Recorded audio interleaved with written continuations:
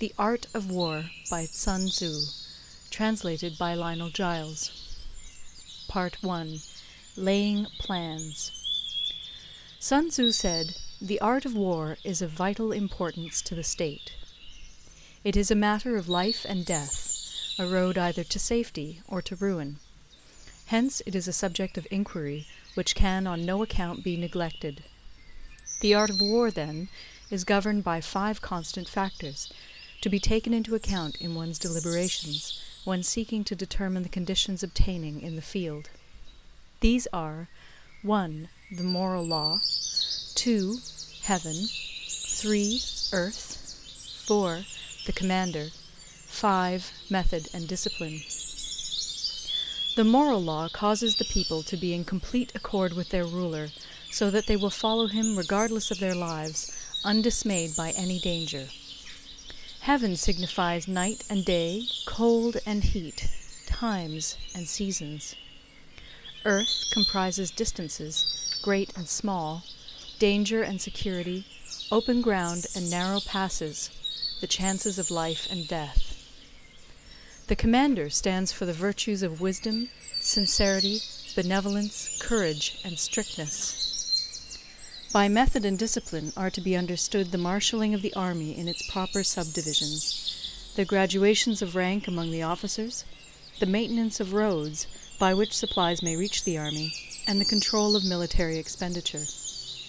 These 5 heads should be familiar to every general. He who knows them will be victorious. He who knows them not will fail. Therefore, in your deliberations, when seeking to determine the military conditions, let them be made the basis of a comparison in this wise. 1. Which of the 2 sovereigns is imbued with the moral law? 2. Which of the 2 generals has most ability? 3. With whom lie the advantages derived from heaven and earth? 4.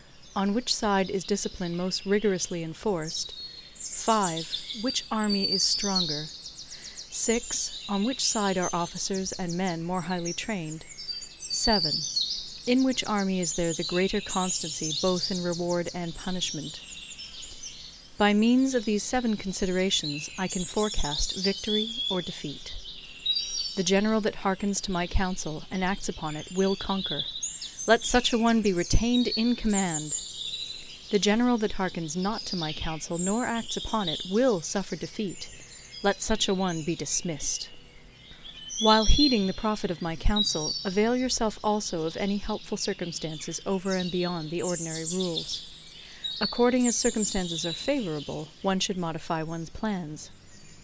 All warfare is based on deception. Hence, when able to attack, we must seem unable. When using our forces, we must seem inactive.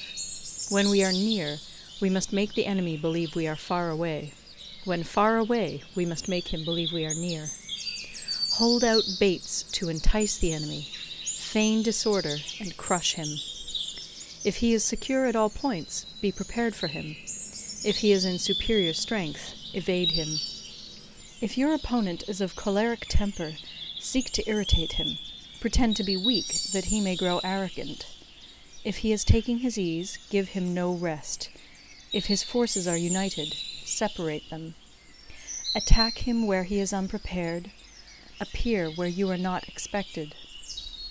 These military devices, leading to victory, must not be divulged beforehand.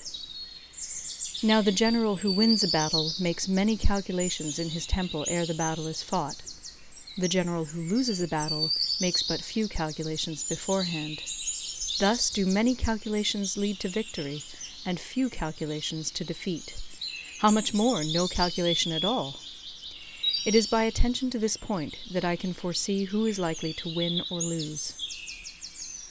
End of Part 1. Part 2. Waging War. Sun Tzu said, "In the operations of war, where there are in the field 1,000 swift chariots, as many heavy chariots, and 100,000 mail-clad soldiers, with provisions enough to carry them 1,000 li, the expenditure at home and at the front, including entertainment of guests, small items such as glue and paint, and sums spent on chariots and armor, will reach the total of 1,000 ounces of silver per day, such is the cost of raising an army of 100,000 men.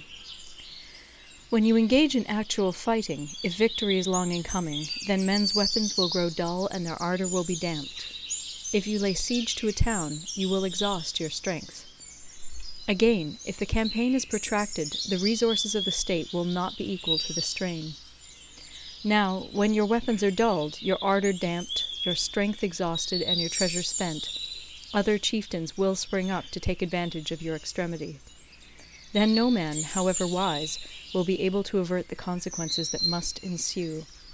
Thus, though we have heard of stupid haste in war, cleverness has never been seen associated with long delays. There is no instance of a country having benefited from prolonged warfare. It is only one who is thoroughly acquainted with the evils of war that can thoroughly understand the profitable way of carrying it on. The skillful soldier does not raise a second levy. Neither are his supply wagons loaded more than twice. Bring war material with you from home, but forage on the enemy. Thus the army will have food enough for its needs. Poverty of the state exchequer causes an army to be maintained by contributions from a distance. Contributing to maintain an army at a distance causes the people to be impoverished. On the other hand, the proximity of an army causes prices to go up, and high prices cause the people's substance to be drained away. When their substance is drained away, the peasantry will be afflicted by heavy exactions. With this loss of substance and exhaustion of strength, the homes of the people will be stripped bare, and 3/10 of their income will be dissipated, while government expenses for broken chariots, worn-out horses, breastplates and helmets, bows and arrows, spears and shields, protective mantles, draft oxen, and heavy wagons will amount to 4/10 of its total revenue.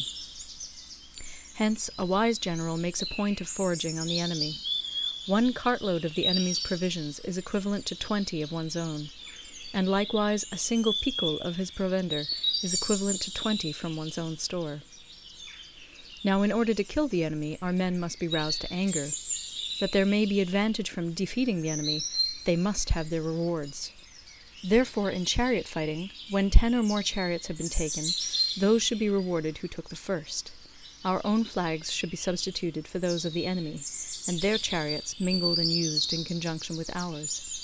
The captured soldiers should be kindly treated and kept. This is called using the conquered foe to augment one's own strength. In war, then, let your great object be victory, not lengthy campaigns. Thus it may be known that the leader of armies is the arbiter of the people's fate, the man on whom it depends whether the nation shall be in peace or in peril. End of Part 2. Recorded in Toronto, Ontario by Moira Fogarty, October